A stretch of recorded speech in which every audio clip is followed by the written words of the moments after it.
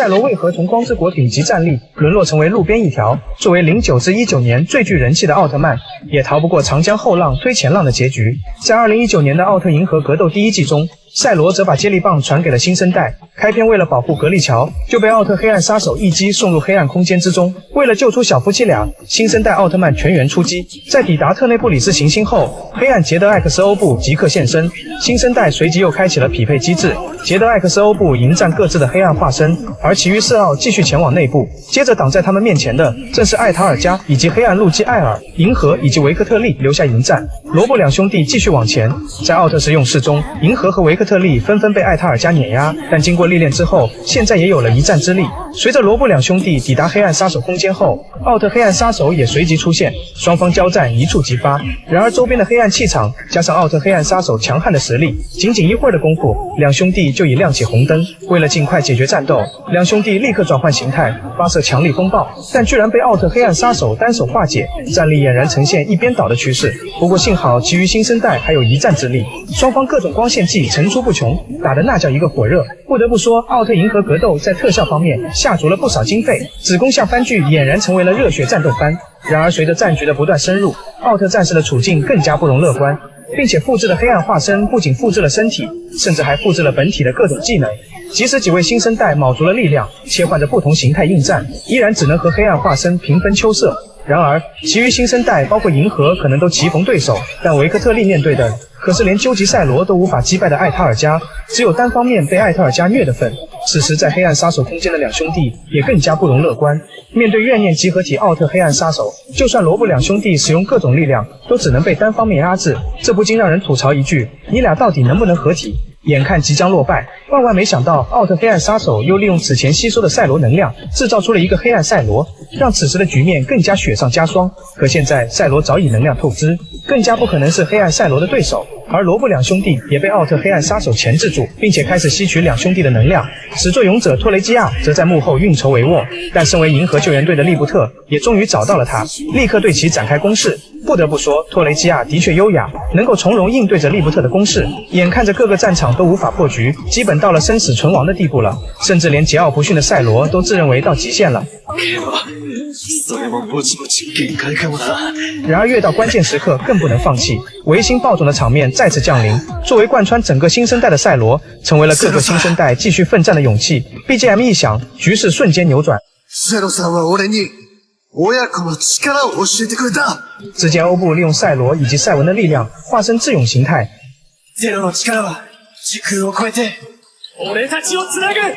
艾克斯则掏出究极赛罗卡片，立刻装备上帕拉吉之盾。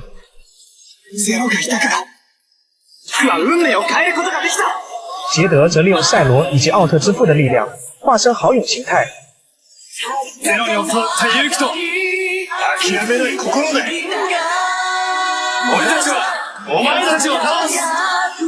银河则和维克特利再次合体，新生代守卫究极奥银河维克特利再次登场，赛罗军团强悍上线。不得不说，这一波借力也终于能理解赛罗为何如此之虚了。不仅如此，被赛罗保护的格力乔也爆发了强大的力量，在独自阻挡黑暗赛罗的攻势后，展现出了惊人的充电宝实力。在一阵金色光芒的冲击下，罗布两兄弟能量即刻补满，而两兄弟也终于开窍，终于合体成为了曾小贤奥特曼，不对，是罗布奥特曼。两兄弟合体后战力极其恐怖，直接碾压了奥特黑暗杀手以及黑暗赛罗的合力攻势。而外面赛罗军团也不遑多让，智勇欧布发射智勇极速光线，在光线冲击之下又施展超级奥特头标战法，黑暗欧布在连续的攻势之下终于被击败。而艾克斯更是离谱至极，靠着格尔曼博士仅仅一眼的功夫制造出的帕拉吉之盾复制品，打得黑暗艾克斯频频破防。更令人没想到的是，这个帕拉吉之盾复制品竟能开启究极赛罗模式，随着一发终极赛罗光剑直接终结了黑暗艾克斯。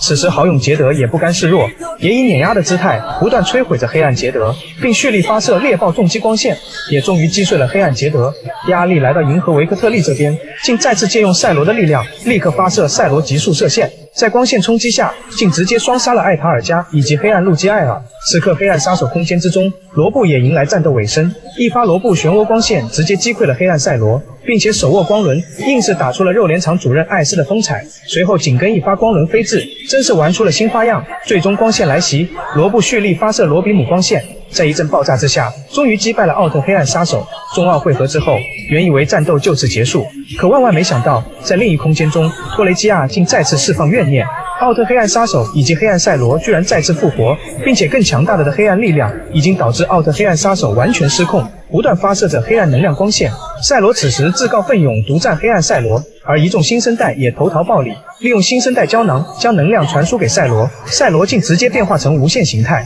并且金色能量环绕全身。杰德此时也适时来了波提醒。レートさんには内緒で、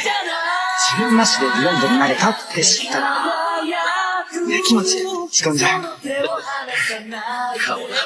无限赛罗立刻独占黑暗赛罗，并且能够轻松将其压制。为了帮助一众新生代，泰罗也亲自前来，再次将能量借给银河。银河斯特利姆形态再次登场，而其余新生代也化身各自最强形态，臭家三兄妹也开始合体。格罗布奥特曼终于登场，新生代最强形态在此刻集结。废话不多说，银河直接发射斯特利姆光线，维克特利施展骑士维克特利姆列斩，欧布更是有样学样，拿着光轮直接冲向了奥特黑暗杀手。在重新拉开距离后，立刻发射3重光轮，而杰德这边也补上一发终极半月斩。奥特黑暗杀手在围攻之下竟毫无压力。此刻最强的格罗布也终于出手，在几发光线作为铺垫后，一发3重能量射线急射而出，终于击倒了奥特黑暗杀手。而另一边，无限赛罗祭出4重头标，重创黑暗赛罗，随后变换成2把西瓜刀，施展究极双刃斩，黑暗赛罗终于被击败。此时其余新生代也再次释放各自强力光线，然而原以为会将奥特黑暗杀手彻底解决，可没想到其再次释放4位奥特战士化身。